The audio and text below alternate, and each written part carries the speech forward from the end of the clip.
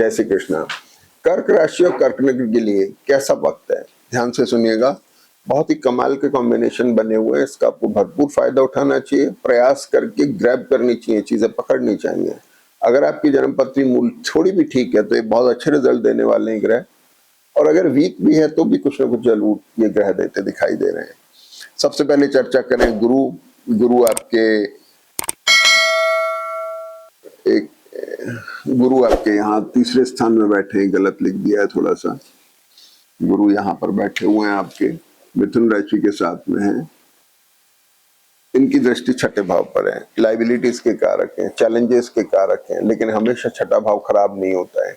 जन्मपत्री अगर अच्छे मूड में है तो ये एक्सप्लोरेशन के लिए बहुत बेटर हाउस है। इस पर शनि की भी दृष्टि है। शनि मंगल भाग्य भाव में बैठे हैं, जो विदेश से संबंध बताते हैं, जिनका कारोबार विदेश में है, विदेश रहते हैं, विदेश नौकरी करते हैं, आना जाना लगा रहता है, उनके लिए बहुत अच्छा वक्त है। ये मंगल गुरु के ऊपर दृष्ट है। प्रोफेशनल चेंज भी आने की स्थिति बन रही है। मंगल शनि जो है भाग्य में बैठ करके बड़े स्ट्रांग हैं। अब ये थोड़े दूरी पर हैं, दूर होने से बहुत स्ट्रांग कॉम्बिनेशन बन गया है। और खास तौर पे ये एसेट गेन के लिए बहुत अच्छा है। कुछ ना कुछ जरूर से एसेट आपको दिखा रहे हैं लेते हुए। गुरु लाइबिलिटी बढ़ा सकते हैं, इसमें कोई डाउट नहीं है। डेट्स डिसीज और एनिमीज के कारक हैं। ऑब्स्टिकल आना, लाइबिलिटीज बढ़ना, ये सारी चीजें इनका थोड़ा सा ध्यान रखने की जरूरत है। दूसरा इंपॉर्टेंट कॉम्बिनेशन जो है वो आपका शनि और गुरु से ये एक्सप्लोर हो गया, ये स्ट्रॉन्ग कॉम्बिनेशन हो गया। अगला कॉम्बिनेशन ये सूर्य बुध का चल रहा है, ये भरणी नक्षत्र में है। और भरणी नक्षत्र थोड़ा अनस्टेबल है, लेकिन ये दोनों कॉम्बिनेशन आपके चतुर्भाव पे दृष्ट हैं, जो आपके एसेट का कारक है। तो ये कॉम्बिनेशन आपको एसेट क्रिएट करा रहे हैं। लग्जरी प्रॉन चीजें, लग्जरी प्रॉन चीजों में शेयर्स भी हो गए, गोल्ड सिल्वर भी हो गया, और मतलब किसी तरह के इस तरह के इन्वेस्टमेंट्स हो गए, या घर में कुछ जरूरत की चीजें हो गई, इस तरह की चीजें आती दिखाई दे रही हैं। और फिर दूसरा ये आपके धन का कारक भी हो गया, तो ये बड़ी इंपॉर्टेंट चीज है। और धन का कारक मंगल अभी जैसे ही बदलते हैं तो ये आपको पैसे की आवक देते दिखाई दे रहे हैं। अभी थोड़ा असमंजस की स्थिति हो सकती है, तो थोड़ा सा कभी आ रहा है कभी जा रहा है पैसा, लेकिन समय ठीक, अब मैं बताता हूँ कि ठीक होने वाली स्थिति है, प्लीजेंट है। शुक्र मंगल ने इसको स्ट्रॉन्ग बनाया हुआ है, बेटर बनाया हुआ है। तो आगे बात करें, इस वीक में हम सबसे ज्यादा बात करेंगे 11, 14 और 15 तारीख की। तो 11 तारीख को चंद्रमा सबसे पहले कुंभ राशि में अष्टम भाव में ट्रेवल हो गई होगी या होने वाली है। और इसके बाद में राहु के साथ में एक्टिव बनाए हुए हैं। आपका चार्ट, आपकी लग्न का जो राशि का जो स्वामी है, वो जैसे ही राहु के साथ है वो आपको एक्टिव बना देता है। अब एक्टिविटी के अंदर अच्छा बुरा दोनों शामिल हैं, ये आपकी अपनी निजी जन्मपत्री पर निर्भर करेगा। तो चंद्रमा यहाँ कुंभ राशि में आ गए, और 14 तारीख को ही इंपॉर्टेंट चंद्रमा दूसरे ये मंगल जो है मेष राशि में आ जाते हैं। मंगल यहाँ से शिफ्ट हुए और ये मेष राशि में आ गए, यहां मंगल आ गए।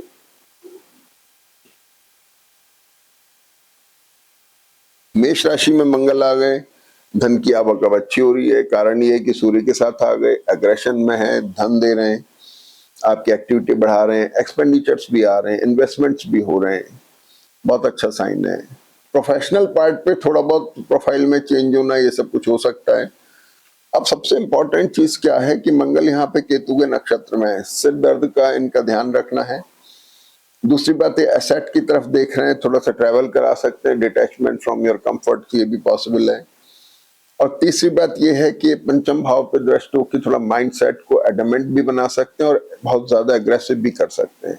तो थोड़ा एग्रेशन पे ध्यान देने की जरूरत है, और एग्रेशन की वजह से ऐसा ना हो कि चीजें खराब हो जाएं, इस चीज का अपने को ध्यान रखना है।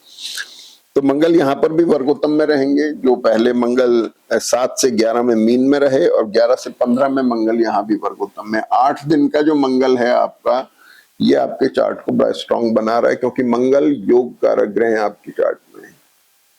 योग कारक मंगल वर्गोत्तम में, तो इससे बड़ी और क्या स्ट्रॉन्ग पोजीशन होगी, बहुत अच्छी पोजीशन है। अगली बात करें तो चंद्रमा कुंभ राशि में वर्गोत्तम में है 11 तारीख को ही, 13 से 16, 13 बजे से शाम को ये 19 बजे तक। ये मैंने लिखा है चंद्रमा कुंभ राशि वर्गोत्तम में। ये समय आप अच्छा यूज कर सकते हैं, नई मीटिंग्स में, नए टाइप्स में, नई बिजनेस मीटिंग्स में, इनमें आप यूज कर सकते हैं। इसके बाद में 11 को ही शुक्र कन्या नमाइश में जाते हैं।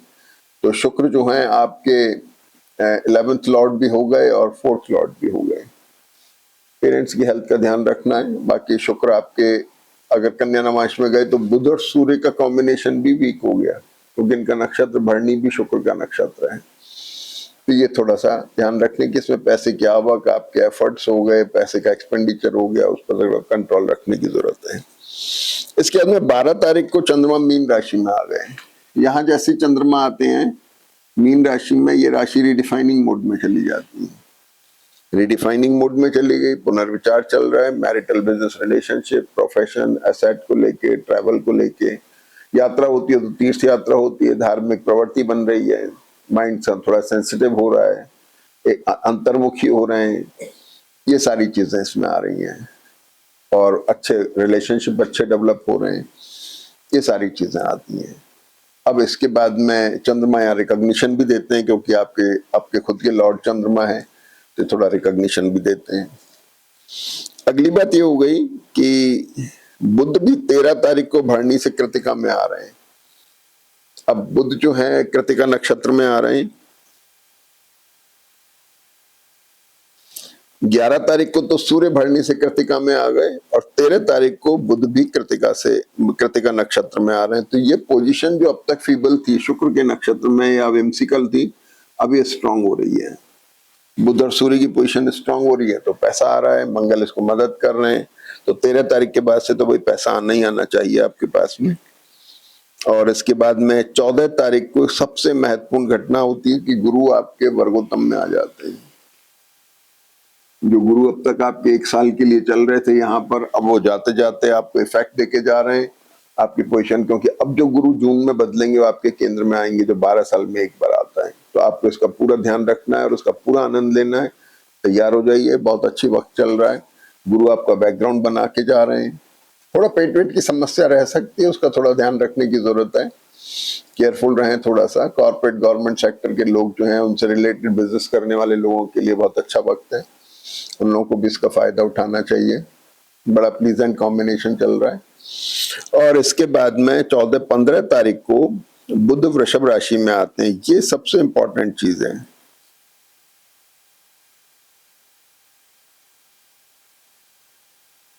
देखिए, बुध जो है यहाँ पर बदले वृषभ राशि में आ गए 15 तारीख को।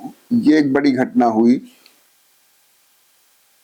शुक्र अपनी राशि बदल चुके हैं। शुक्र जो है 14 तारीख को मिथुन में आ जाते हैं, तो शुक्र यहां से बदल के मिथुन में आ गए 14 तारीख को। गुरु के साथ में है। अगर आपकी जन्मपत्री की टेंडेंसी ठीक है तो ठीक है, नहीं अक्सर ये कॉम्बिनेशन पेट की तकलीफ दे देता है, ध्यान रखने की जरूरत है। और अब जो है यहां से बदल के बुध भी वृषभ राशि में आ गए 15 तारीख को।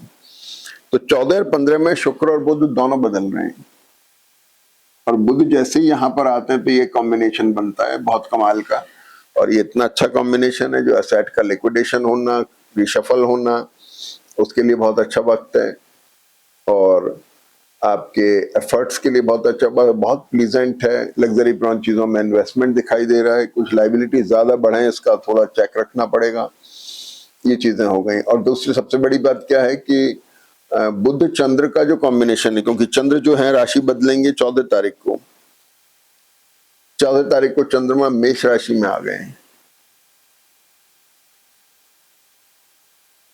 अब यहां पर मंगल, सूर्य और चंद्रमा है। चंद्रमा, सूर्य और मंगल आपको एग्रेशन में ला सकते हैं। मंगल चंद्रमा थोड़ा एक्यूट एसिडिटी की प्रॉब्लम देते हैं, थोड़ा सा एग्रेशन से बचने की कोशिश करें, बाकी वक्त बहुत अच्छा है। और इसके बाद में 15 तारीख को भी एक बड़ी घटना ये होती है कि सूर्य 1 महीने से जो मेष में चल रहे थे बदल के वृषभ में आ जाते हैं, तो सूर्य भी यहां पर आ गया। अब सूर्य बुध शुक्र गुरु का एक कॉम्बिनेशन बना, बहुत ही वंडरफुल कॉम्बिनेशन है। पैसे की आवक, पैसे का खर्चा होना, आपके एफर्ट्स हो गए, आपके इन्वेस्टमेंट्स हो गए, इन सब के लिए बहुत अच्छा वक्त है।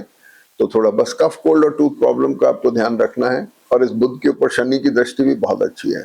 तो कुल मिलाकर के बहुत अच्छा कॉम्बिनेशन बन रहा है, जिसका आपको भरपूर फायदा उठाना चाहिए।